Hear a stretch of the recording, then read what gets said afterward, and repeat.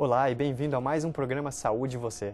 Fico feliz mais uma vez que você está aí e na sua casa e nos permitindo chegar aí até você. Fique atento e fique ligado porque hoje o programa é muito interessante e fala sobre esquizofrenia. Um nome interessante, muitos de vocês já devem ter ouvido essa palavra ou essa doença e até mesmo eu. Tenho curiosidades e para isso a gente trouxe um doutor super especial para falar sobre esse assunto. É o Dr. César Vasconcelos. Tudo bom, doutor? Tudo bem, Arley. Graças a Deus, tudo firme. Que bom, doutor. Ficamos felizes que o senhor pôde estar aqui conosco hoje. E eu estou contente com o convite feito pela TrueABN, através de você, para vir aqui e poder participar dessa programação e ser usado por Deus para orientar a população. Que bom, doutor. O prazer é todo nosso. Obrigado. E, doutor, conta um pouquinho para a gente da sua experiência profissional. Ok. Bom, eu sou médico, psiquiatra e psicoterapeuta. Trabalhei vários anos para o Hospital Adventista Silvestre do Rio de Janeiro e também para o CAVES, que é o Centro Adventista de Vida Saudável, em Nova Friburgo, perto do Rio de Janeiro, que é administrado pelo Hospital Silvestre. E trabalhava no staff do Hospital Silvestre, como médico do staff, e fui diretor médico do CAVES há algum tempo. E interrompi as minhas atividades lá para vir aos Estados Unidos e aprofundar os estudos e treinamento em obra médica missionária evangelística.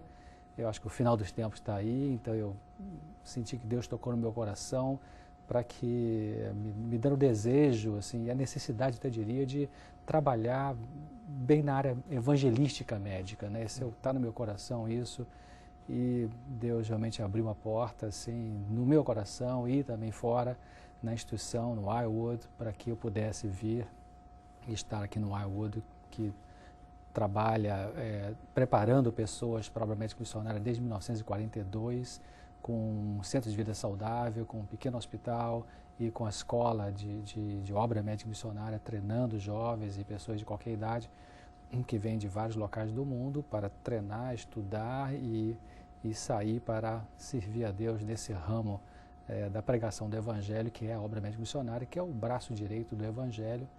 E Jesus era o maior médico missionário. Então eu estou aprendendo com Jesus e com as pessoas treinadas e a experiência do Wildwood para desenvolver esse trabalho bem específico que eu tenho vontade, que Deus colocou no meu coração, que é trabalhar no evangelismo e obra médica missionária.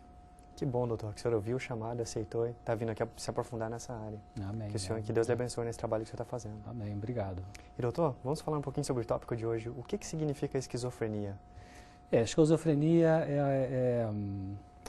é um nome, pode ser bonito para alguns, mas é uma dor. A esquizofrenia é uma dor porque é uma doença séria, uma doença mental, né, tratada por psiquiatras, que trabalham com os pacientes psicóticos, né? A esquizofrenia é uma psicose. Psicose é um nome técnico para loucura, né?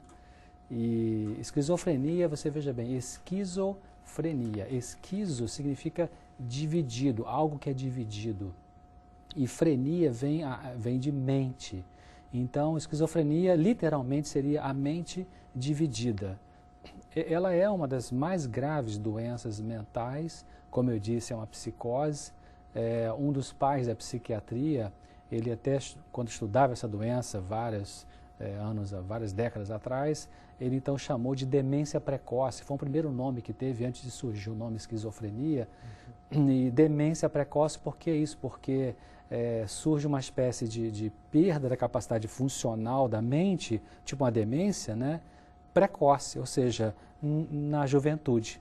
Então, apesar de que também alguns esquizofrênicos têm a crise na idade mais adulta, mas é isso, esquizofrenia é a mente dividida, é uma doença mental e ela é uma psicose ou uma loucura, um tipo de loucura com níveis diferentes, e também ela é uma doença mental que não é contagiosa, né?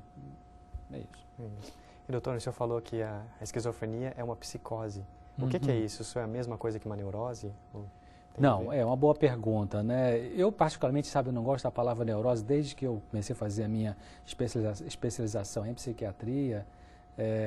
Sempre que leio a palavra neurose me dá assim uma coisa ruim, ou seja, neurose é um nome meio antipático, eu acho, né? Mas é um nome técnico que a gente usa, até menos usado hoje em dia, tem mudado muito a nomenclatura, hoje se fala mais em desordens ou transtornos, né?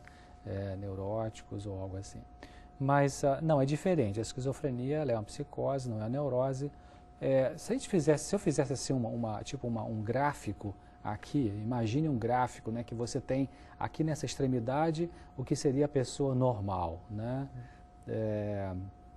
Que, como eu já falei em outro momento aqui nos programas, não tem a pessoa que é 100% normal nesse mundo, a não ser Jesus Cristo quando viveu aqui, né, como ser humano. Então, mas imagina a pessoa normal nessa extremidade e aqui na outra extremidade oposta, a pessoa que é louca, né, que é psicótica.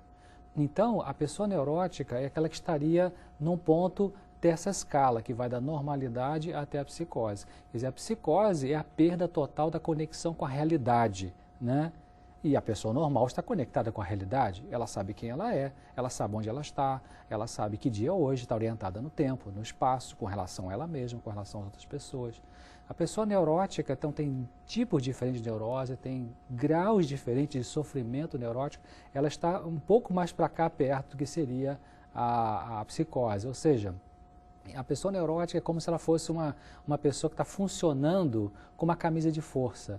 Ou seja, ela não está com toda a potência dela. Ela trabalha, ela casa, ela tem filhos, ela dá aula, enfim, trabalha nos escritórios e tal, mas ela tem algumas alterações que só ela e Deus às vezes sabe, né? Pensamentos obsessivos, manias, tristezas profundas que bloqueiam a produtividade dela.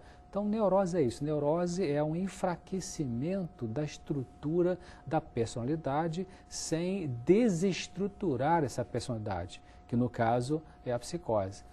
Quer dizer, a psicose ela é diferente da neurose, porque na psicose o indivíduo na psicose ele tem uma limitação muito grande para poder funcionar, né? A psicose é mais grave porque a neurose não limita o indivíduo, né? Pessoas que são muitos artistas plásticos, muitos poetas, muitos indivíduos que têm preeminência na sociedade, eles tinham umas neuroses bem complicadas, só que eles conseguiam produzir na arte até por causa do seu próprio sofrimento mental, né? Ou seja, a neurose não limita a pessoa de poder até ter a sua utilidade na sociedade. Mas a psicose sim, e o esquizofrênico, no caso da esquizofrenia que nós estamos discutindo hoje, ela realmente aí é um complicador, né? Quando a pessoa entra na esquizofrenia, ela vai perdendo a capacidade de se relacionar com a outra pessoa, né, com o seu meio exterior, e ela perde a capacidade de ter uma união consigo mesma. Ela fica no mundo alterado, que aí realmente não dá para funcionar. Uhum. E doutor, qual as áreas da mente que a esquizofrenia atinge? Uma boa pergunta. Lembrando assim, como é que a mente humana funciona. Então nós temos, quais são as características, vamos dizer assim, né? Então nós temos os pensamentos, nós temos os sentimentos, nós temos a senso-percepção, como a gente chama tecnicamente, né, o que a pessoa consegue perceber da realidade de si mesma, interna ou externa. Existe a consciência, né? Consciência no sentido de consciência do eu, consciência da realidade. Existe os sentimentos, como eu falei, que é afeto, como a pessoa vive a sua afetividade, ela consegue sentir o sentimento ou não consegue sentir o sentimento, né? Ela tem controle ou descontrole sobre sentimentos. Tem a vontade, né? Vontade não no sentido de desejo, mas no sentido de decisão, ou seja, a pessoa a gente chama tecnicamente de volição, a capacidade volitiva, ou seja, a capacidade de fazer alguma coisa ou não fazer alguma coisa. E a chamada psicomotricidade, né? Psicomotricidade, psico da mente, motricidade motora da musculatura do corpo. Quer dizer, a esquizofrenia ela vai atingir todas essas áreas. Ela atinge o pensamento, ela atinge a senso-percepção, ela atinge a consciência do eu, ela perturba o afeto da pessoa, a capacidade de sentir o afeto, ela altera a vontade da pessoa, a capacidade de fazer coisas, a volição, né? E ela altera também a psicomotricidade. Então, todas as áreas vão ser afetadas. Doutor, qual que é a causa da esquizofrenia? Na verdade, esse assunto da causa da esquizofrenia, ou como a gente chama em medicina, a etiologia, né, o estudo das causas, ainda não se sabe bem a causa, não está comprovado assim que o cientista possa dizer, é isso aqui, descobrimos, né? Existem já avanços grandes que se sabe que há alguns fatores importantes, algumas teorias neurobioquímicas para explicar a esquizofrenia, mas não há uma comprovação ainda exata de qual ou quais são os fatores exatamente ali. Mas se sabe que fatores genéticos favorecem a vulnerabilidade para a doença, né? Quer dizer, não é que a esquizofrenia ela é transmitida geneticamente pela herança genética, não. Mas a criança pode nascer, uma criança pode nascer mais vulnerável e dependendo de alguma coisa que vai ocorrer ali no seu meio ambiente, algum ponto que pode disparar aquela descontrole da mente, aí vai ser mais fácil nessas que têm vulnerabilidade. Sabe-se também que existem algumas alterações bioquímicas cerebrais que, por alguma razão, ainda não bem conhecida em algumas crianças e jovens, fica um descontrole, um desequilíbrio, né? Um mau funcionamento, as conexões neuronais, as trocas neurobioquímicas, por alguma razão, em alguns circuitos cerebrais, não funciona bem nessas crianças, nesses jovens, né? Também fatores ambientais, se combina a possíveis vulnerabilidades já presentes naquela pessoa, então fatores ambientais podem fazer com que haja o desencadeamento dessa crise psicótica que a gente chama, né? A gente chama de surto, né? A pessoa tem um surto esquizofrênico, que pode entrar na esquizofrenia num certo período, passa lá 2, 3 meses, 1 ano, e depois pode sair desse surto também. Em que tipo de fatores ambientais causariam ou favoreceriam a esquizofrenia? Fatores ambientais, eu tenho falado de que aqui em outros programas, de que realmente 3 coisas são fundamentais para favorecer o desenvolvimento de uma doença mental, qualquer que seja, inclusive a esquizofrenia, claro. Uma é a qualidade do meio ambiente afetivo, a outra é a herança genética e a outra é a sensibilidade da pessoa.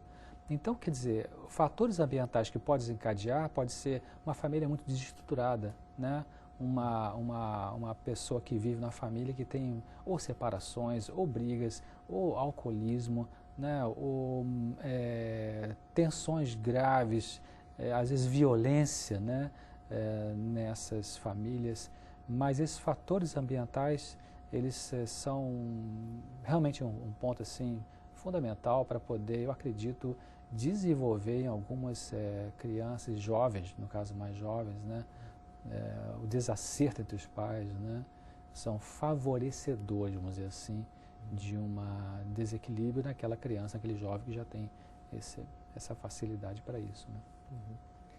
Tem mais alguns itens que favoreceriam? Ou só o ambiente? A genética, eu falei da genética, né? A genética ela tem uma influência forte, né?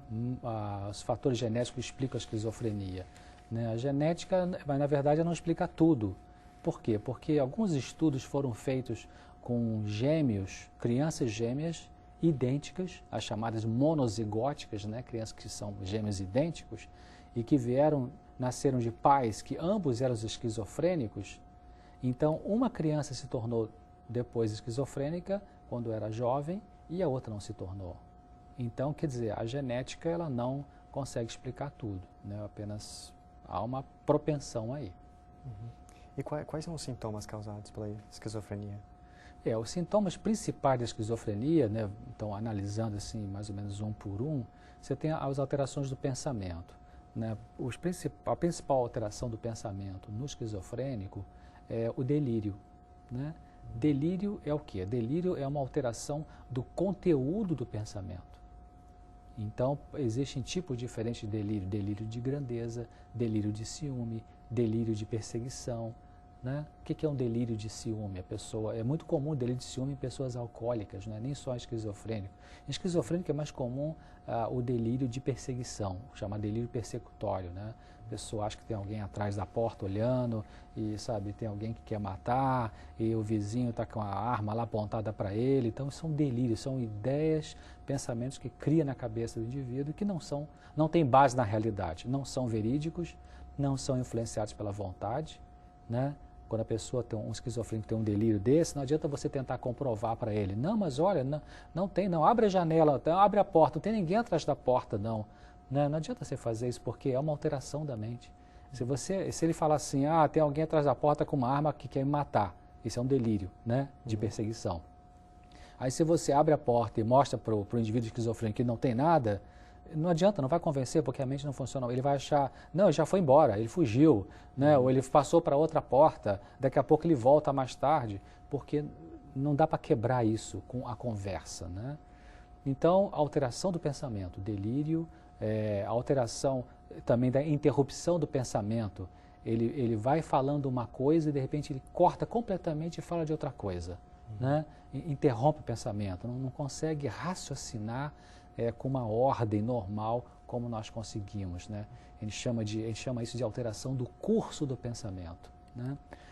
Também é comum, ainda dentro da alteração do pensamento, que tem pensamento desagregado, né? E tem uma alteração da forma do pensamento.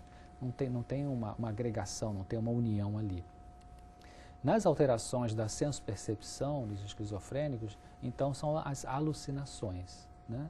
A alucinação é o quê? A alucinação é quando o indivíduo ele vê coisas, ou ouve coisas, ou sente gostos que não existem na realidade, né?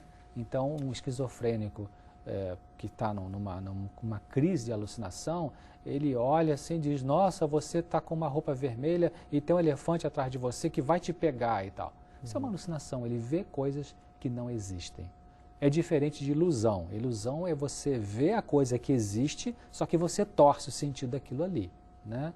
É muito comum a criança pequena, né, criança normal, que está deitada na sua cama e olha assim pela porta da sala, do quarto, e na sala, quem sabe a mãe deixou uma roupa em cima da cadeira, né?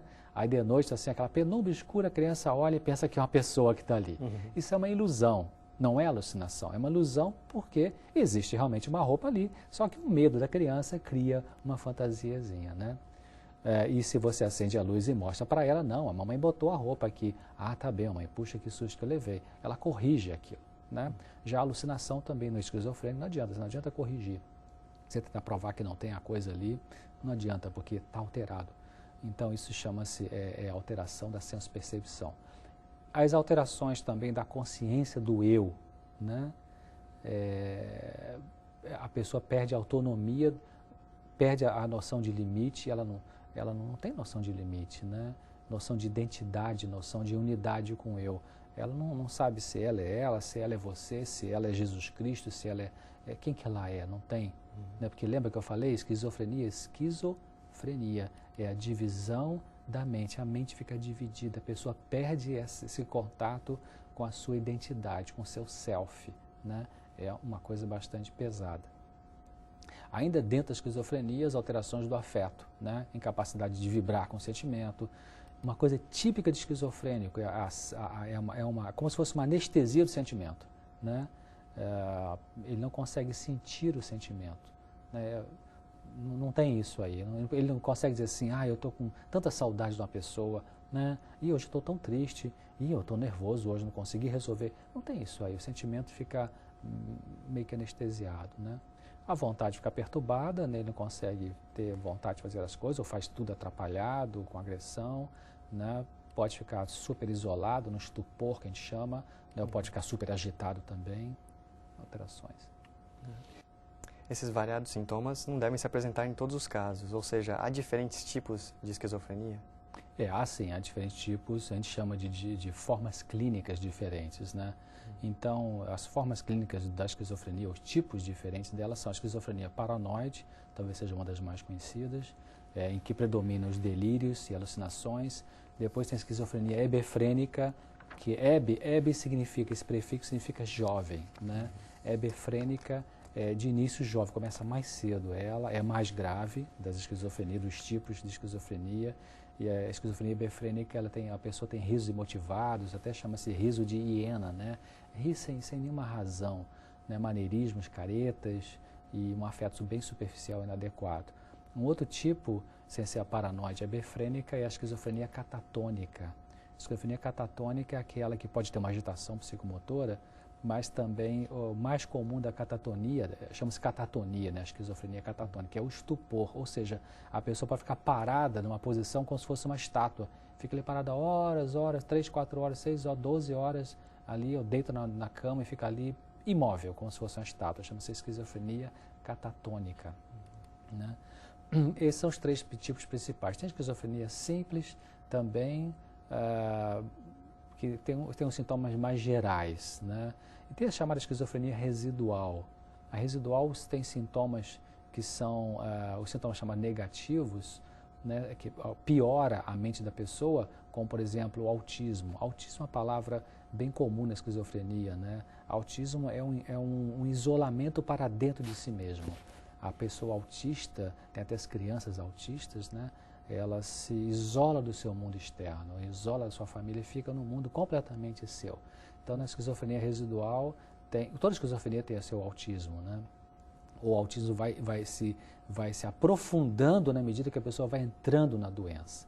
Né? Outra coisa que eu não me lembrei de falar, agora me veio à cabeça, é que há uma forma de adoecer esquizofrênica, que é o adoecer por surtos, né? A pessoa tem uma crise, ela vira da noite para o dia e faz a crise, o surto, como se chama, e depois pode sair desse surto. Esse é um adoecer, às vezes, que tem um prognóstico melhor. E o outro tipo de adoecer é o adoecer lento, ela vai entrando, ela vai saindo da realidade e vai entrando no mundo da alteração psicótica ou esquizofrênica. Então, a esquizofrenia residual, ela tem sintomas gerais e é o defeito que fica na pessoa que teve um dos tipos de esquizofrenia e que acaba ficando com aquele resíduo, aquele defeito, vamos dizer assim, para sempre, né? Então, basicamente é isso, a esquizofrenia paranoide, a esquizofrenia hebefrênica e a esquizofrenia catatônica, além das síndromes. Essas três são as mais comuns a gente ver na prática do dia a dia, na clínica. Né? Na clínica. Doutor, e agora como é que a gente trata esse problemão todo? Como que se trata essa esquizofrenia? O tratamento da esquizofrenia é um tratamento assim, multidisciplinar, né? Vai envolver um multiprofissional também, envolve o psiquiatra, que é o principal especialista em tratar a esquizofrenia, porque é uma doença mental, e o psiquiatra é um médico formado em tratamento de doenças e diagnóstico de doenças mentais. Não é para o neurologista tratar isso aí, que é uma outra área, as doenças mentais não é do neurologista, a não ser doenças orgânicas, né? E também o psicólogo faz parte da equipe para tratar, o terapeuta ocupacional, então um conselheiro também para a família, orientar essa família. Então se trata dando apoio, orientação dessa equipe multidisciplinar, né, para a família, orientar a família o que é aquele tipo de doença, e dar formulários ou panfletos para a pessoa ler, orientar para que ela possa buscar na internet, quem sabe, informações. Quanto mais informações ela tiver, a família tiver, os membros da família, vai ajudar a saber como lidar com aquela situação. Um outro tópico ainda na família, é importante dar apoio para a família. A equipe profissional dá apoio à família, às vezes até um agente de saúde que faz parte da equipe vai lá na casa, orienta essa família, na própria casa, no ambiente onde mora aquela pessoa que tem essa doença, né? E um segundo aspecto é a medicação, né? Tratar a esquizofrenia em situações de já instalada doença com a psicoterapia realmente não vai funcionar, porque o paciente não tem acesso a poder racionalizar discutir com o seu terapeuta, não tem como, está no mundo do autismo, no mundo do delírio, no mundo da alucinação. Embora existam algumas pessoas especializadas em trabalhar psicoterapicamente com os psicóticos, né, e que tem um papel assim, muito importante realmente, né, muito importante, embora a medicação também ela vamos dizer assim, importante no tratamento da esquizofrenia, e o remédio convencional que é usado para a esquizofrenia são chamados neuroléticos, né, ou ainda de antipsicóticos. São medicamentos específicos para... o que o antipsicótico faz, né? Vários tipos de antipsicótico que existem, haloperidol, risperidona e vários outros. Então, eles fazem, alguns têm ação específica sobre delírio, por exemplo. Outros têm mais ação sobre a agitação psicomotora daquele paciente, a agitação da pessoa, né? E outros têm a atuação para tentar controlar um pouco a alucinação, que alguns pacientes agitam porque ficam alucinados, né? Com as visões, com aquelas alterações que tem na senso-percepção. Então, a medicação é importante, né, os neuroléticos, já falei do apoio à família, programas de inserção na comunidade, ajudar o sujeito a voltar, já contar melhorzinho, a conseguir de novo um trabalhozinho lá onde ele possa ajudar de alguma forma. Uma vez eu vi um rapaz, fiquei sabendo, ele trabalhava num banco Então ele teve um surto esquizofrênico, foi se tratar, então conseguiu voltar para o banco e deram um trabalho bem simples para ele, ficar carimbando coisas lá no banco, né? Era uma coisa simples, estão ajudando a voltar a se reintegrar no trabalho, então isso é importante.